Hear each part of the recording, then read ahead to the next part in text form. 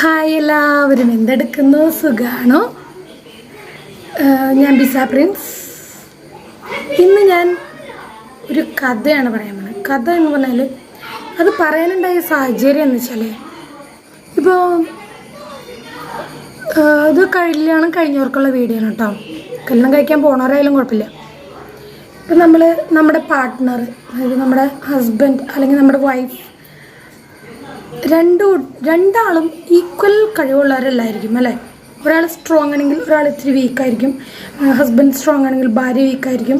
ഭാര്യ സ്ട്രോങ് ആണെങ്കിൽ ഹസ്ബൻഡ് വീക്കായിരിക്കും. അങ്ങനെ ആവുന്നതാണ് നല്ലത്. രണ്ടും ഇങ്ങനെ ആയി കഴിഞ്ഞാൽ ഇടിയായിരിക്കും, ഇടി.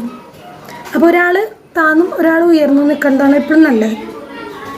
അപ്പോൾ ചിലർ വിചാരിക്കും, ഒരുപാട് സങ്കല്പങ്ങളൊക്കെ വന്നാൽ ഒന്നില്ലെങ്കിൽ ഭർത്താവ് അല്ലെങ്കിൽ ഭാര്യ വിചാരിക്കും, ഇയാൾ എന്തിട്ടത്, അല്ലെങ്കിൽ ഈ പെണ്ണിങ്ങനെ നല്ലതാണ് ഞാൻ വിചാരിച്ചേ, എന്താ ഈ പെണ്ണിങ്ങനെ, അല്ലെങ്കിൽ എന്താ ഈ കെട്ടിയവനിങ്ങനെ, അല്ലെങ്കിൽ എന്താ കെട്ടിയോളിങ്ങനെ എന്നൊക്കെ വിചാരിക്കും അല്ലേ.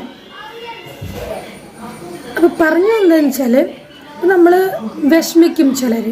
എൻ്റെ ഭർത്താവ് അയ്യോ ഇങ്ങനെയാണ്, കുടിയനാണ്, അല്ലെങ്കിൽ കടം മേടിക്കുക, അല്ലെങ്കിൽ തല്ലുകൊള്ളിയാണ്, അല്ലെങ്കിൽ എന്നും കേസും കൂട്ടാണ്, അല്ലെങ്കിൽ എന്താ പറയുക മടിയനാണ്, പണിക്ക് പോവില്ല, അങ്ങനത്തെ ഹസ്ബൻഡ്. അല്ലെങ്കിൽ ഭാര്യ എപ്പോഴും വെറുന്ന് ഇരിക്കുന്ന ഭാര്യ, മടിച്ച് ഭാര്യ, പണിയെടുക്കാത്ത ഭാര്യ, അങ്ങനെയൊക്കെ വിചാരിക്കുമ്പോൾ അങ്ങനെ മടി, എന്താ പറയുക, അങ്ങനെ ഭയങ്കര ഒരു അങ്ങോട്ടും ഇങ്ങോട്ടും വിഷമം തോന്നുന്ന ഭാര്യയും ഭർത്താക്കന്മാർക്കുള്ള ഒരു വീഡിയോ ആണിത് കേട്ടോ. അതായത് ഒരു കഥ, ഏതോ ഒരു മാഷ് ഞങ്ങൾ പഠിപ്പിക്കാൻ പോണ സമയത്ത് ഏതോ ഒരു മാഷ് ഞങ്ങൾക്ക് പേഴ്സണലി പറഞ്ഞു തന്നൊരു കഥയാണ്. മാഷ് ഒരു വയസ്സായ മാഷുണ്ടായിരുന്നു. ആ മാഷ് ഇപ്പം ഉണ്ടോയെന്ന് എനിക്കറിയില്ല. വർക്ക് ചെയ്യുന്നുണ്ടോ വയ്യായിൻ്റെ ഒരു 5-10 കൊല്ലം മുന്നൊക്കെയുള്ള മാഷാണ്, ജോസഫ് മാഷ്. അപ്പോൾ ഈ മാഷ് പറഞ്ഞു തന്നൊരു കഥയാണ്.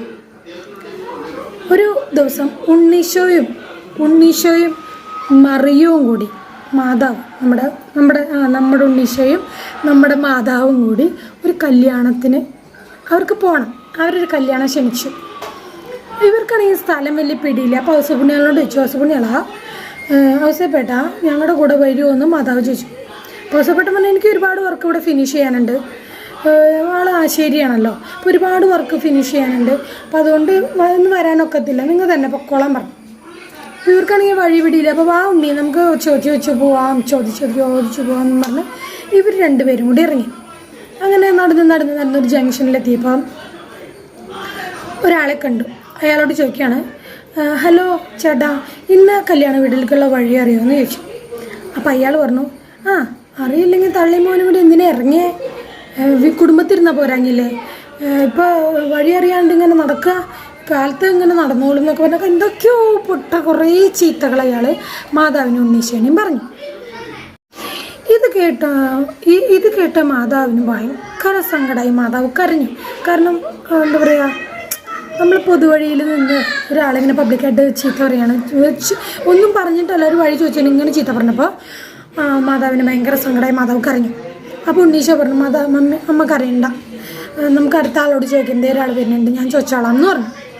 അപ്പോൾ ഇതാ വരുന്ന ഒരാൾ, അയാളോട് ചോദിച്ചു, ഉണ്ണി ചോദിച്ചു, ചേട്ടാ ഇങ്ങനെ ഒരു കല്യാണ വീട്ടിലേക്കുള്ള വഴി അറിയുമെന്ന് ചോദിച്ചു. അപ്പോൾ അയാൾ ഇങ്ങനെ വളരെ ശാന്തനായിട്ടും സ്നേഹത്തോടുകൂടിയും ആ വഴി ഇവർക്ക് മാതാവിനോട് പറഞ്ഞ് ക്ലിയറാക്കി കൊടുത്തു. അങ്ങനെ അവർ കല്യാണ വീട്ടിലെത്തി, സമ്മാനം കൊടുത്തു, തിരിച്ചു വന്നു.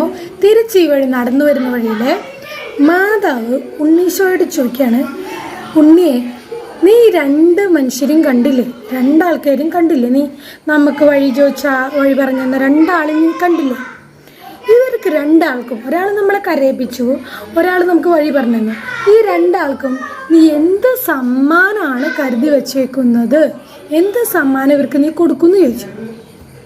അപ്പോൾ ഉണ്ണി പറയാണ്, അമ്മേ, നമ്മളെ ഫസ്റ്റ് നമുക്ക് വഴി പറഞ്ഞു തരാണ്ട് നമ്മളെ കരയിപ്പിച്ച ആളില്ലേ, അയാൾക്ക് ഞാൻ നല്ല ഭാര്യേനെ കൊടുക്കും. ക്ലിയർ ആണോ? നല്ല ഭാര്യേനെ കൊടുക്കും. 2ാമത് വന്ന ആളില്ലേ, നമുക്ക് വളരെ സൗമ്യത്തോടും ഇഷ്ടത്തോടും കൂടി നമുക്ക് വഴി പറഞ്ഞു തന്ന ആളില്ലേ, അയാൾക്ക് ഞാൻ മോശം സ്വഭാവമുള്ള ഭാര്യേനെ കൊടുക്കും. അതായത് ഫസ്റ്റ് വന്ന് ചൂടായി വഴക്ക് പറഞ്ഞ ആൾക്ക് നല്ല ഭാര്യനെയും രണ്ടാമത് നല്ല കാര്യം ചെയ്ത ആൾക്ക് ഇച്ചിരി കുറുമ്പത്തി ഭാര്യനെയും കൊടുക്കുന്നു പറഞ്ഞു. അപ്പം അമ്മ ചോദിച്ചു, ഉണ്ണി നീ എന്താ അക്രമി പറയണേ? അതായത് നമുക്ക് നല്ലത് ചെയ്ത ആൾക്ക് ദ്രോഹം ചെയ്ത ആൾക്ക് നല്ലത് കൊടുക്കുക, അതെന്താ അങ്ങനെ? എന്ത് ന്യായം നിൻ്റെ? നീ എന്ത് നീതിമാൻ, എന്ത് ന്യായമാണെന്ന് ചോദിച്ചു. അപ്പോൾ ഉണ്ണി പറയാണ്, അമ്മേ നമ്മളെ ഫസ്റ്റ് കരയിപ്പിച്ച ആളില്ലേ, അയാൾക്ക് നല്ല ഭാര്യനെ കൊടുക്കുന്നത് എന്തിനാണെന്നറിയോ? അയാൾ ദുഷ്ടനാ. അപ്പം നല്ല ഭാര്യനെ കൊടുക്കുമ്പോൾ ആ നല്ല ഭാര്യ അയാളെ നല്ലവനാക്കും. കേട്ടോ എന്താ പറഞ്ഞത്? നല്ല ഭാര്യ അവനെ ദുഷ്ടനെ നല്ലവനാക്കും. രണ്ടാമത് വന്ന നല്ലവനില്ലേ അവനെ ഇച്ചിരി കുറുമ്പത്തി ഭാര്യനെ കൊടുക്കും. കാരണം അയാൾ അവളെ നേരെയാക്കിക്കോളും, നല്ലവളാക്കിക്കോളും.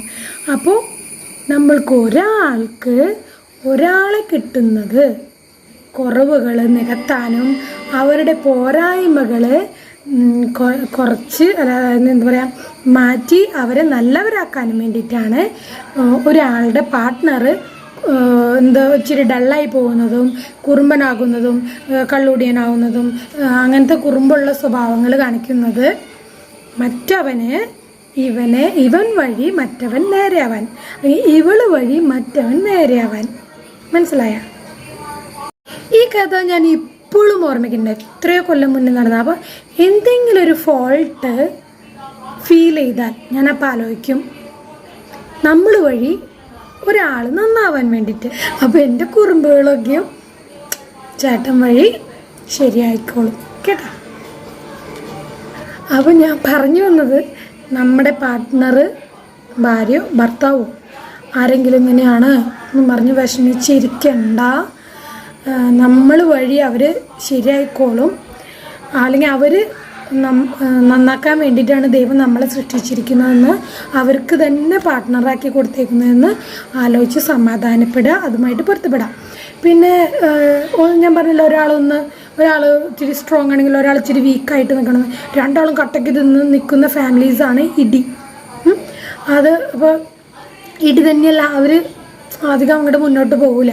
അപ്പോൾ നമുക്ക് കഴിവുണ്ടെങ്കിലും മറ്റാൾ ഇനീഷ്യേറ്റീവ് എടുക്കുന്നു കാണുമ്പോൾ നമ്മളൊന്ന് വീക്കായിട്ട് നിന്നേക്കുക. നമുക്ക് വേറെ നഷ്ടമൊന്നുമില്ലല്ലോ, ഒന്ന് നിന്നേക്കുക. അല്ലെങ്കിൽ നിങ്ങൾ അവിടെ ഇരിക്കും ഞാൻ നടത്താമെന്ന് പറഞ്ഞു നിന്ന് കഴിഞ്ഞാൽ രണ്ടും കൂടി ഇടി കൂടി രണ്ട് വഴിക്കാവുള്ളൂ. ഒരാൾ സ്ട്രോങ് ആയിട്ട് ഇനീഷ്യേറ്റീവ് എടുത്ത് കാര്യങ്ങൾ ചെയ്യാൻ കാണുമ്പോൾ അടുത്ത ആൾ ഞാനൊന്നും അറിഞ്ഞില്ലേ എനിക്കൊന്നും അറിയില്ലേ എന്ന് പറഞ്ഞ് ചുമ്മാ ഇരുന്നേക്കുക കേട്ടോ. നല്ല ദാമ്പത്യ ജീവിതത്തിന് ഇങ്ങനത്തെ കുറച്ച് അഡ്ജസ്റ്റ്മെൻറ്റ്സ് ആവശ്യമാണ്. ഓക്കെ, ഇനി അടുത്ത ടിപ്പോ അല്ലെങ്കിൽ അടുത്ത എന്തെങ്കിലും കുതന്ത്രങ്ങളോ തന്ത്രങ്ങളോ എന്തെങ്കിലും ചളികളോ എന്തെങ്കിലുമൊക്കെ ആയിട്ട് നെക്സ്റ്റ് വീഡിയോയിൽ കാണാം. അതുവരേക്കും ബൈ ബൈ. എല്ലാവരും ടേക്ക് കെയറേ.